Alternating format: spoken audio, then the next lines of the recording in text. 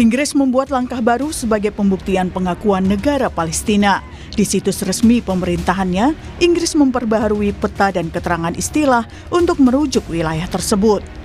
Dalam situs Foreign Travel Advice untuk Palestina di situs resmi pemerintah Inggris gov.uk diberi catatan, halaman ini telah diperbarui dari wilayah Palestina yang diduduki menjadi Palestina. I set out in July the terms upon which we would act in line with our manifesto to recognize Palestinian statehood. That moment has now arrived. So today, to revive the hope of peace and a two-state solution, I state clearly, as Prime Minister of this great country, that the United Kingdom formally recognizes the state of Palestine. Pengakuan Inggris ini mengikuti lebih dari 150 negara yang telah mengakui Palestina. Dengan begitu, 4 dari 5 anggota tetap Dewan Keamanan PBB yang memiliki hak veto telah mengakui Palestina, yakni Tiongkok, Rusia, Inggris, dan Prancis. Sementara Amerika Serikat tetap menolak pengakuan terhadap Palestina. Karena menurut Amerika, pengakuan atas Palestina sama dengan hadiah bagi Hamas. As everyone knows, I have also been deeply engaged in seeking a ceasefire in Gaza. Have to get that done. Have to get it done.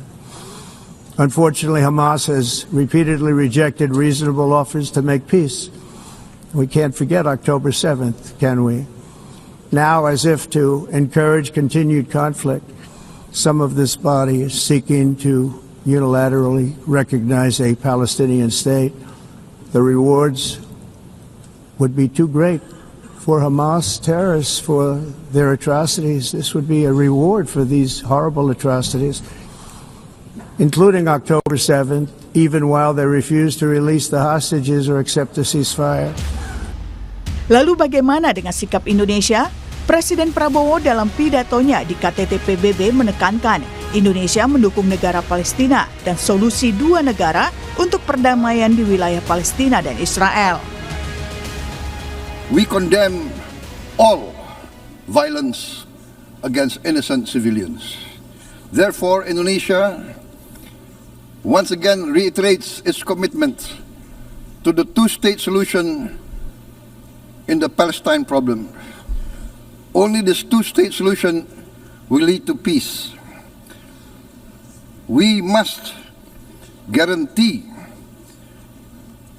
statehood for Palestine, but Indonesia also declares that once Israel recognizes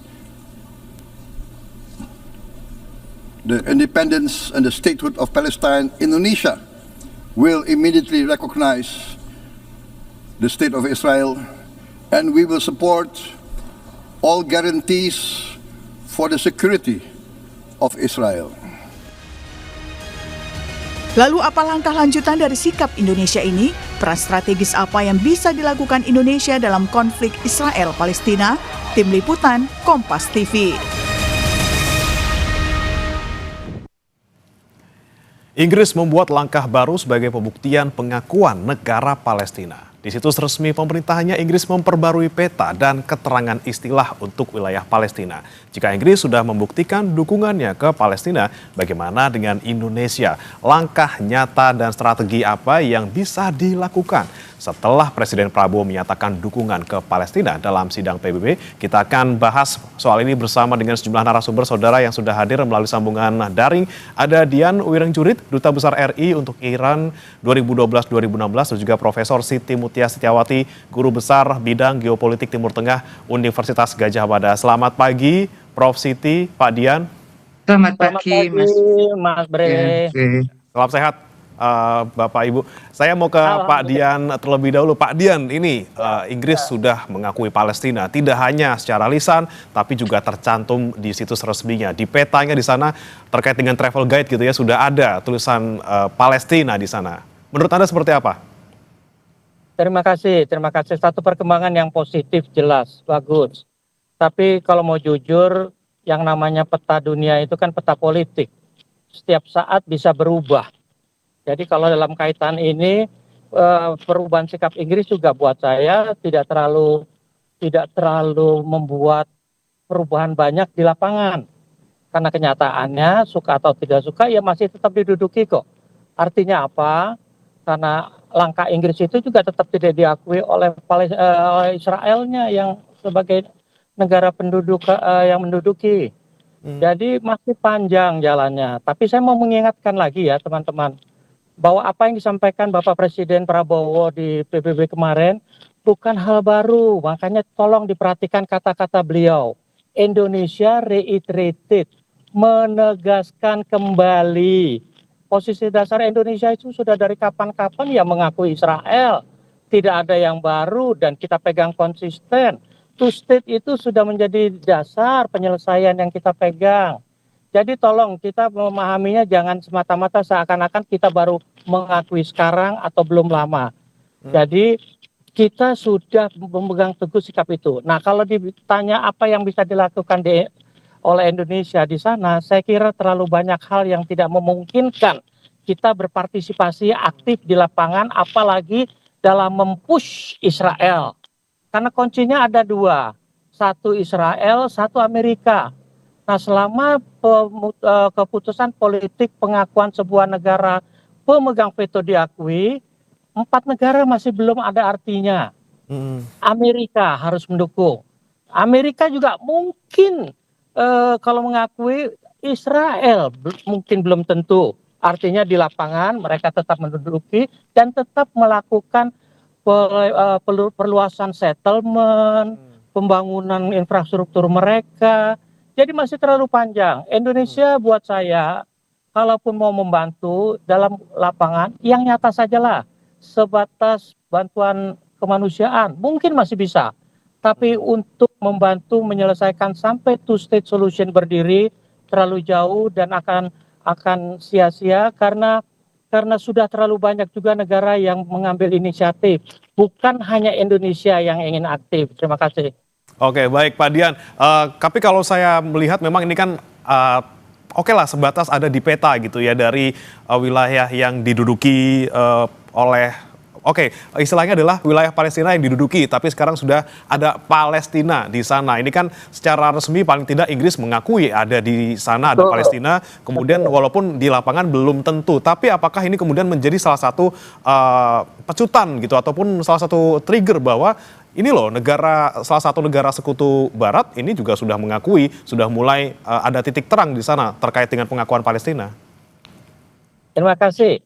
Kalau sekedar peta, ya kalau kita lihat semua peta negara di dunia yang 150-an negara sudah mengakui, ya pasti negara Palestina sudah ada di sana. Tapi kembali, lihat peta Amerika, pasti tidak ada. Lihat peta Israel, pasti tidak ada. Nah, dua inilah yang menentukan perkembangan politik di lapangan.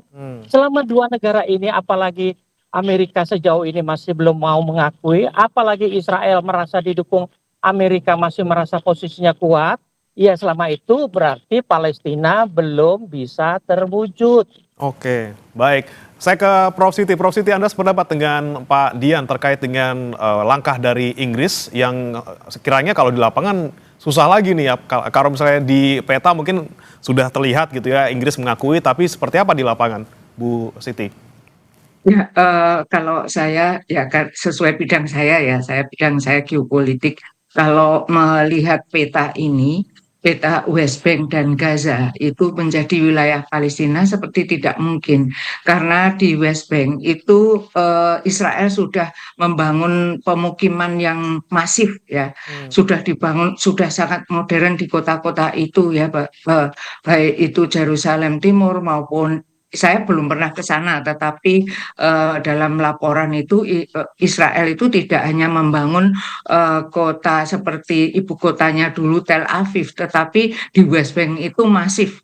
Jadi sudah terbangun perumahan Yahudi yang terpisah dengan orang Arab Palestina. Itu yang pertama harus dipikirkan. Sepertinya tidak mungkin dikembalikan oleh Israel. Yang kedua, West Bank itu mengalir Sungai Jordan, Mas. Yang di sana hulunya itu di dataran tinggi Golan dan kemudian berakhir di Laut Mati. Israel itu sangat tergantung pada sungai itu untuk listrik dan pertaniannya, sehingga tidak mungkin itu dikembalikan kepada Palestina. Dan menurut berita itu juga 60% listrik Israel itu sangat tergantung pada Sungai Jordan itu, sehingga ini secara kondisi geografis dan kemudian kebijakan politik seperti tidak mungkin. Kalau Gaza sudah porak-poranda sekarang. Kalau dalam peta itu kan yang akan dikembalikan adalah West Bank dan Gaza.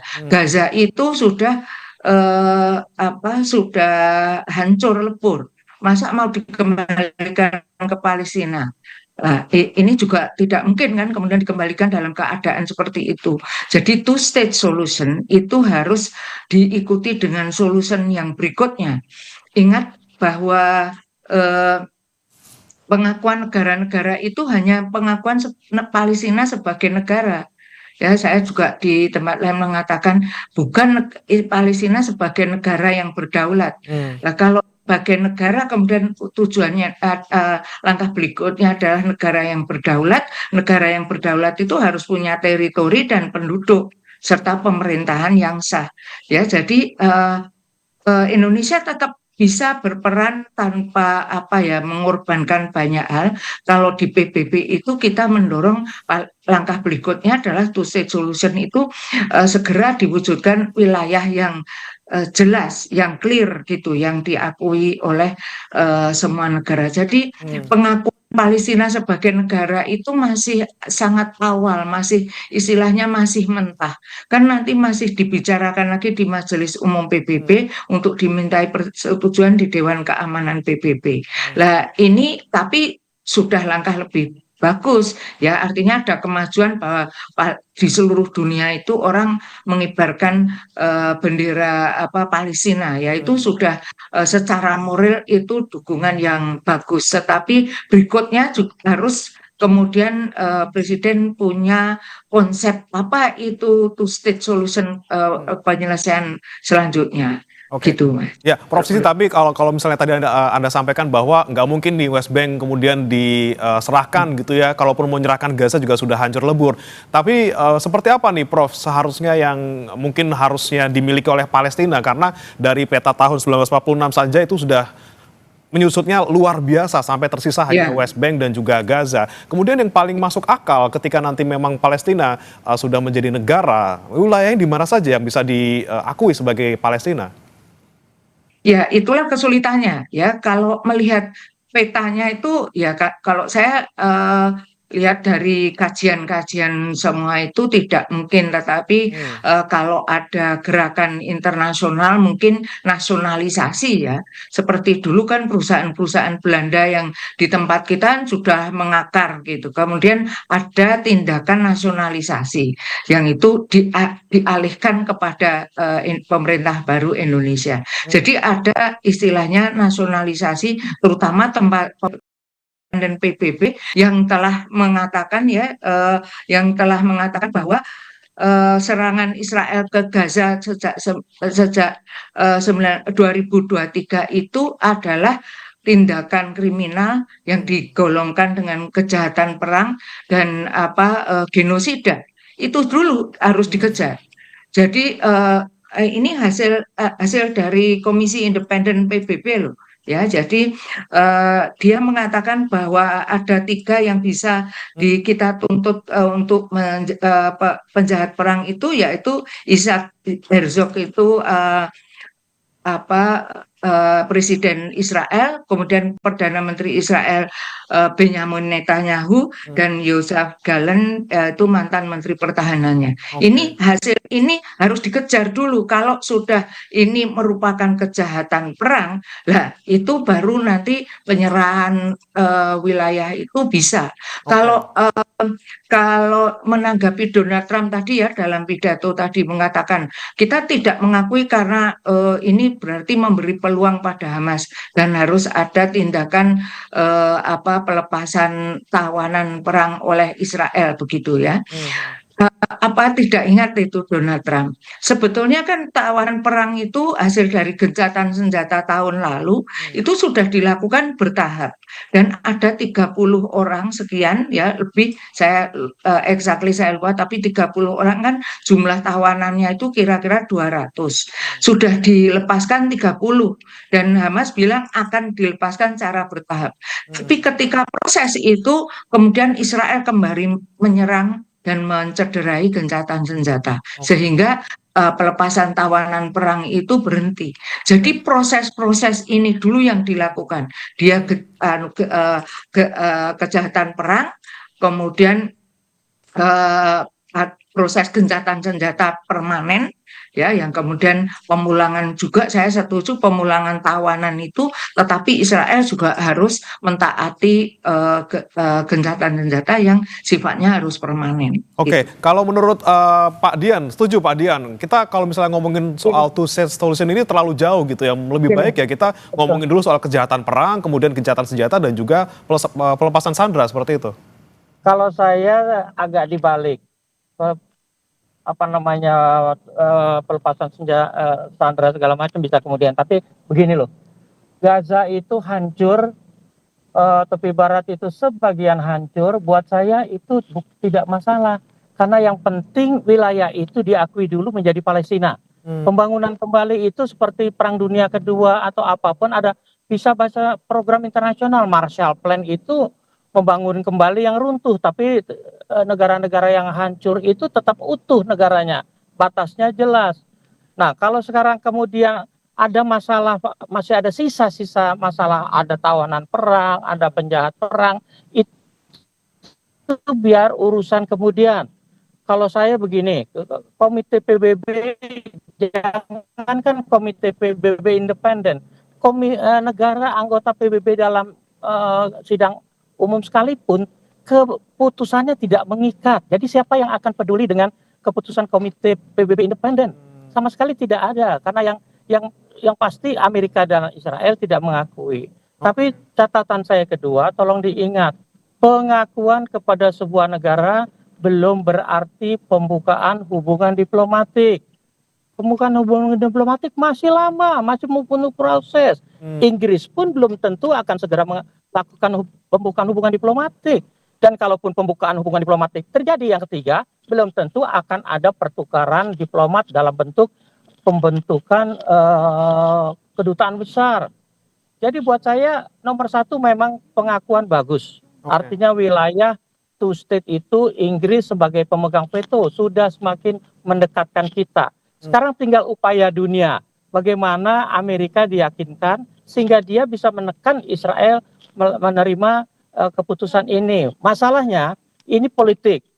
Di masa Barack Obama, Clinton, bahkan Biden, sebenarnya peluang itu sudah ada. Semua bubar gara-gara Donald Trump. Makasih.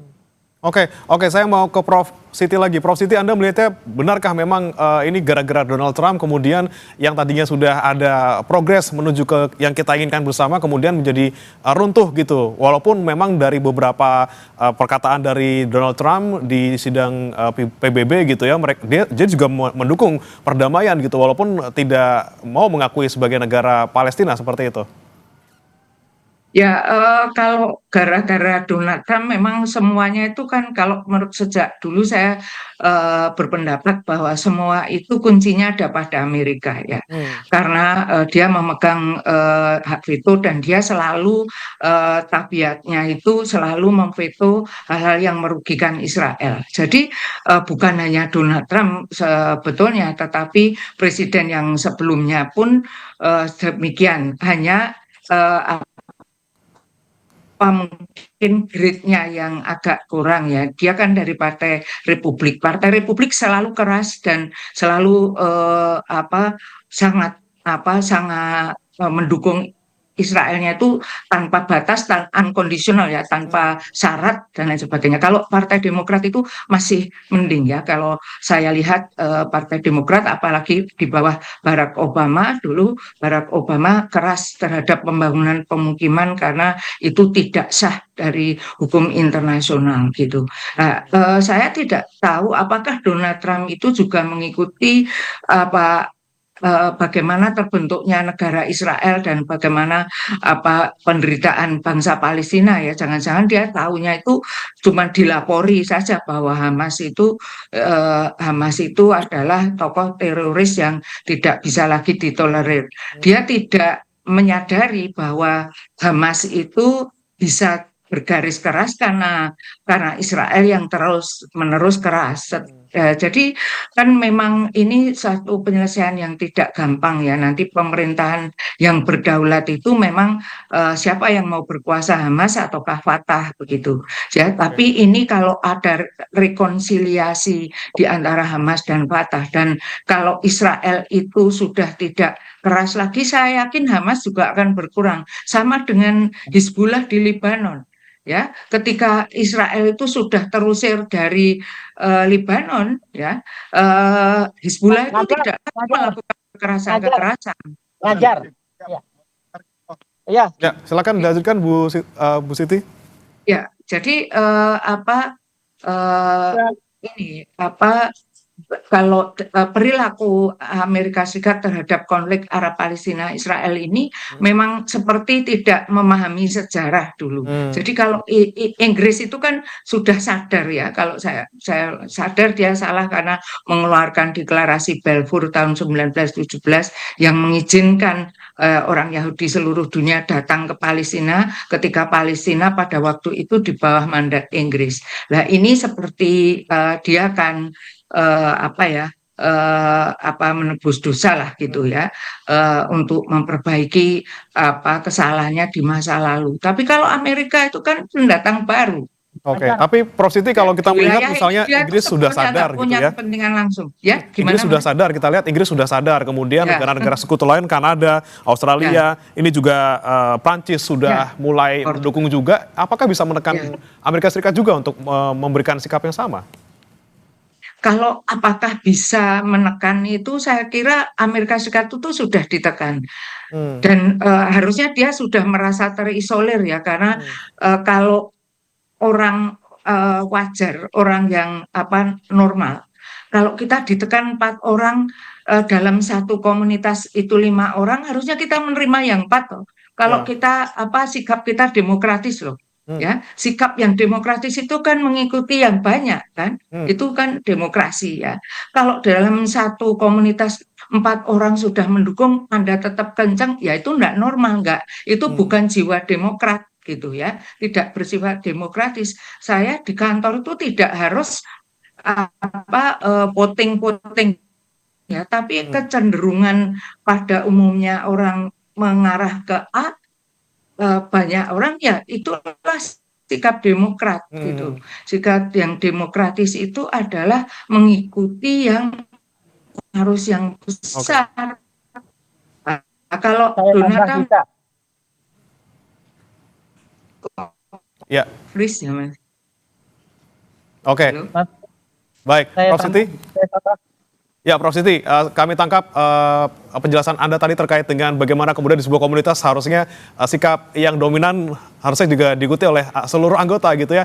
Prof Siti, kita akan lanjutkan lagi setelah jeda, dan nanti saudara kami akan tanyakan juga kepada Pak Dian Wiringjuri terkait dengan bagaimana kemudian Indonesia seharusnya bisa bersikap di mata dunia, apa peran-peran yang bisa dilakukan Indonesia untuk mewujudkan solusi 2 negara Palestina dan juga Israel. Kita akan bahas usai jeda, tetap di Sapa Indonesia Pagi.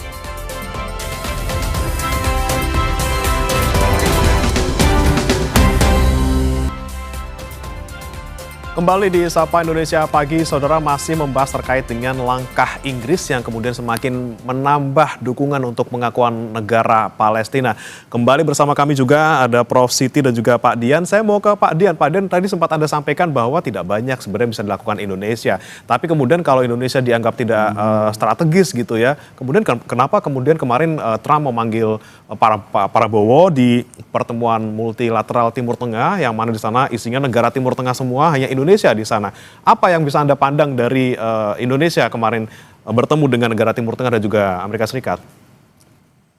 Teman-teman, terima kasih Mas Bre. Begini loh, pertemuan-pertemuan seperti itu, apalagi di sela-sela sidang, bukan hal yang aneh.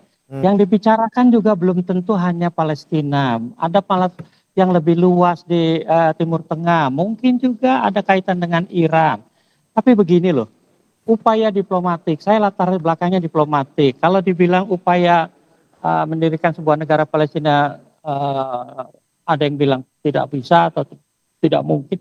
Buat saya sebagai diplomat, saya harus bilang harus bisa. Karena gini, ketika Sinai diduduki Israel pada perang 67, itu Israel sudah membangun pemukiman, pangkalan militer, pangkalan darat, pangkalan udara, semua sudah dibangun, infrastruktur dibangun.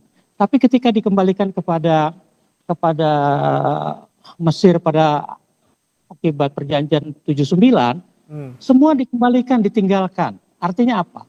Negosiasi ternyata bisa menyelesaikan tanpa harus ada peluru.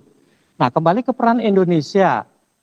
Teman-teman, saya berkali-kali menyampaikan bahwa tidak hanya menekan Amerika yang amat sangat super sulit, juga Israel, tapi yuk kita mawas diri. Sampaikan ke teman-teman saudara-saudara kita Palestina, khususnya Hamas, untuk mawas diri. Bahwa kunci penyelesaian ini juga ada pada masyarakat Palestina yang terpecah dan bahkan bermusuhan antara Hamas dan Fatah yang statusnya masih gencatan senjata karena mereka sendiri berperang. Marilah kita meyakinkan khususnya Hamas untuk mulai meninggalkan doktrinnya. Satu, doktrin kekerasan. Dua, doktrin satu negara Palestina dari Sungai Yordan sampai Laut Mediterania. Tiga, mendirikan negara Islam di situ. Kita harus tegaskan dulu sama Hamas, tinggalkan doktrin itu, bergabunglah dengan Fatah, sehingga perundingan akan lebih mudah, lebih realistis, pragmatis, dan lebih sesuai dengan tujuan two-state solution yang dibayangkan semua negara. Oke, dibandingkan kemudian mengandalkan dukungan ataupun juga pengakuan dari eksternal, konsolidasi internal juga perlu dilakukan gitu ya, supaya bisa mencari solusi seperti itu. Mas Bre, baik. Mas Bre, Ya. tambah sedikit, maaf, kalau mau jujur, yang Indonesia itu terlalu jauh. Kalau cuma sekedar dorongan, puluhan negara juga sudah mendorong. Kalau cuma tekanan, puluhan negara juga tekanan. Apalagi kalau cuma doa restu. Yang ada harus langkah konkret, khususnya dalam hal ini penyelesaian internal Palestina. Oke. Penyelesaian internal ya yang kemudian jadi pintu masuk yang paling utama gitu Pak Dian. Tapi Prof. Siti, Anda setuju kalau peran Indonesia terlalu kecil sebenarnya kalau untuk terkait dengan konflik Israel dan juga Palestina? Sebetulnya kecil atau besar itu yang penting adalah sikap mendukung kita ya. Jadi itu yang akan dinilai. Jadi dukungan kita terhadap Palestina merdeka itu sudah memberi identitas politik luar negeri kita yang pro pada perdamaian, pro pada keadilan, pro pada kemerdekaan yang sesuai dengan pembukaan Undang-Undang Dasar 1945. Itu identitas itu penting. Jadi orang tuh melihat Indonesia itu seperti apa sih. Jadi masalah Palestina ini membuat Indonesia jadi terkenal kan gitu. Kita sudah tenggelam dengan masalah-masalah Laut Cina Selatan,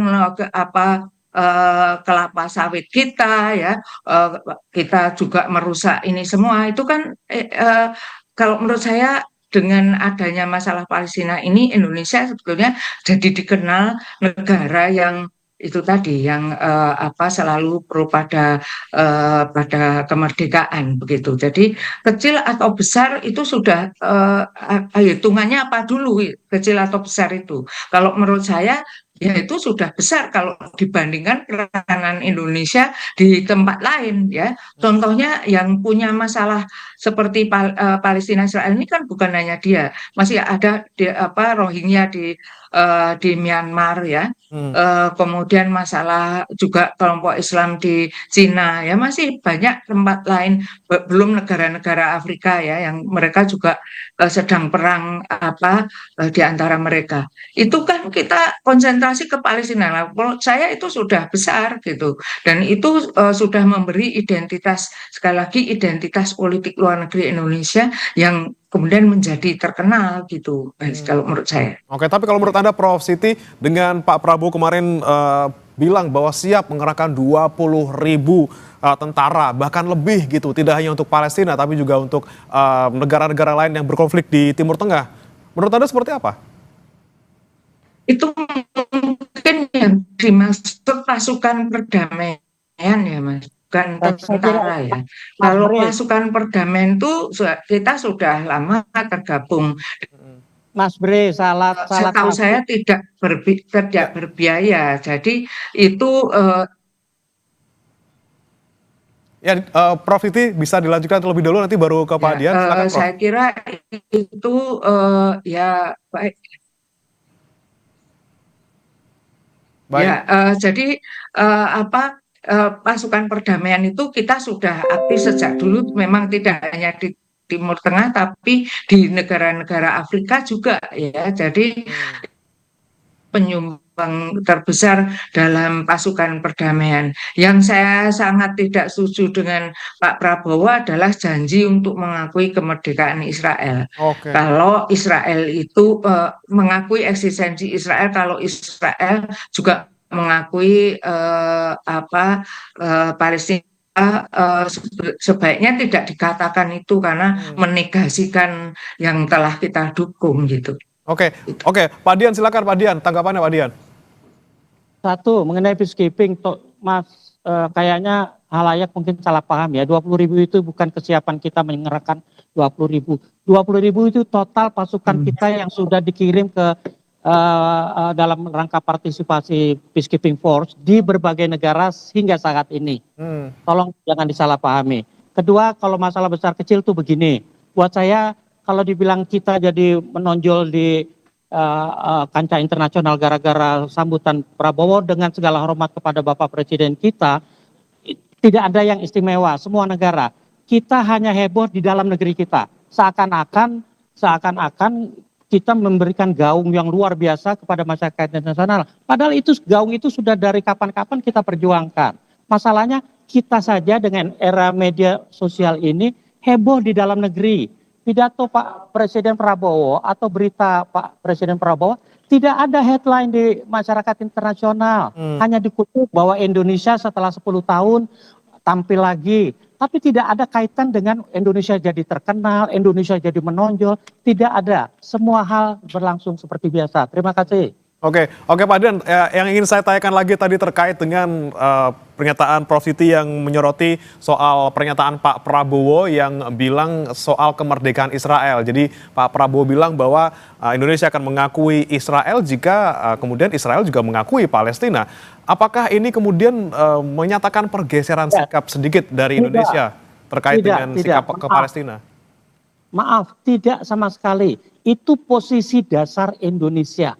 Itu posisi dasar Indonesia dari berpuluh tahun yang lalu, bahwa kita hanya akan mengakui Israel yang sudah eksis dan menjadi anggota PBB, artinya sesama anggota PBB, kalau Israel mengakui Palestina. Itu sudah posisi dasar.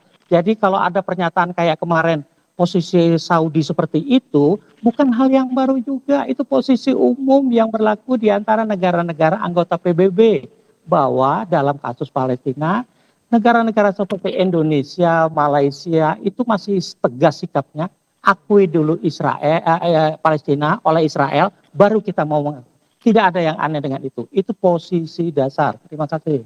Oke, Prof. Siti, menurut Anda seperti itukah juga memang sudah sikap kita dari dulu, tapi kemudian menjadi pertanyaan ataupun menjadi sentilan? Kalau dukungan kita, ya. kalau dukungan kita itu purely untuk Palestina, ya konsentrasi dulu kepada Palestina. Tidak, diplomasi itu kan soal harus mengatakan yang benar, tapi tidak semua yang benar dikatakan gitu.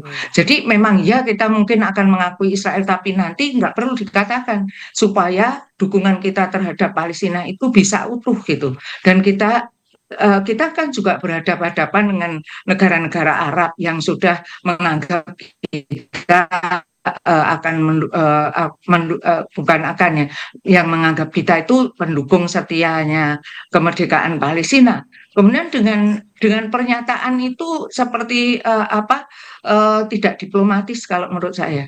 Itu saja, dari ilmu saya itu tidak diplomatis. Tambahan Silakan. Tambahan satu. Dari 54, maaf, kedengaran? Ya, silakan Pak Dian. Teman-teman, negara OKI itu lebih dari setengahnya sudah mengakui Israel tanpa mengganggu soliditas organisasi OKI sendiri. Jadi buat saya bahwa Israel mengakui Palestina, bahwa kemudian Indonesia mengakui, itu bisa ada waktu yang tidak dengan sendirinya segera. Semua pertimbangan sudah ada di meja pemimpin-pemimpin kita di Kemlu maupun Presiden. Jadi tolong diingat, pengakuan Israel terhadap Palestina sebagai syarat pengakuan kita terhadap Israel tidak dengan sendirinya harus segera. Saya diplomat, saya tahu apa yang namanya diplomasi. Bahkan tadi saya sudah katakan, Inggris sendiri sudah mengakui tapi belum tentu membuka hubungan diplomatik. Artinya masih panjang prosesnya. Proses kita juga mengakui Israel pasti masih panjang walaupun Israel sudah mengakui. Masalahnya satu, butuh kesulitan pada Palestina sendiri supaya punya citra yang baik terhadap negara-negara yang belum mengakui mereka, termasuk kita. Hamas itu banyak negara mengakui sebagai teroris, tapi kalau saya pribadi, apapun sebutannya, buat saya ideologi menggunakan kekerasan itulah yang akhirnya mengorbankan Gaza. Jadi bukan cuma masalah dunia internasional, tapi internal juga harus mau mengakui bahwa Israel sebuah keniscayaan, bahwa pengakuan terhadap Palestina memang yang paling utama, bahwa kita kemudian juga akan mengakui tidak juga aneh karena sebagian besar negara Liga Arab atau OKI sudah mengakui tanpa bikin heboh. Terima kasih. Baik. Terakhir saya ke Prof. Siti, singkat saja Prof. Siti, apa yang kemudian bisa Indonesia lakukan sekali lagi? Tidak hanya mungkin berbicara di sidang PBB, tapi juga apakah kita perlu lagi-lagi hanya bantuan saja yang kita bisa kirimkan ke Palestina untuk kondisi seperti ini? Ya, melanjutkan yang telah kita rintis, Thomas. Jadi bantuan itu kan juga besar ya. Bagi Indonesia itu sudah besar. Kita membantu Palestina capacity building-nya. Kemudian kita juga sudah mempunyai konjen khusus di Ramallah gitu ya. Itu dilanjutkan, diteruskan. Kemudian ya dukungan-dukungan itu memang dukungan politik itu dengan cara di PBB memberikan dukungan tetap memberi dukungan secara konsisten gitu. Ya kalau mengikuti negara Timur Tengah lain yang juga sudah mengakui Israel, mereka itu mempunyai kepentingan khusus dengan Israel itu bagaimanapun kan di wilayah mereka ya. Sehingga kadang-kadang seperti Jordan itu kan berbagi perbatasan dengan Israel sehingga dia harus mengakui ke eksistensi Israel. Itu memang ya. Jadi apakah politik luar negeri kita juga akan ikut-ikutan begitu? Padahal kepentingan kita beda gitu ya. Itu silahkan, karena kalau saya kan memang menganalisisnya dari apa yang telah dilakukan oleh pemerintah ya. Saya tidak punya otoritas untuk membuat kebijakan itu, tetapi hanya sekedar menilai kebijakan itu yang selama ini peranan pemerintah Indonesia maupun masyarakat Indonesia tidak di bawah naungan pemerintah itu sudah besar dalam mendukung Palestina baik secara politik maupun secara moral maupun secara bantuan ekonomi. Itu sudah menunjukkan solidaritas yang luar biasa. Itu solidaritas itu penting sehingga itu saja yang dipertahankan kalau perlu juga ditingkatkan. Oke, Gitu. seberapapun dukungan kita, baik kecil maupun besar, paling tidak menunjukkan sikap politik luar negeri kita, dan juga kita harapkan juga sedikit banyak gitu ya, memberikan dukungan juga terhadap dunia internasional untuk kemerdekaan Palestina, walaupun masih jauh untuk sebagai negara berdaulat, paling tidak ini menjadi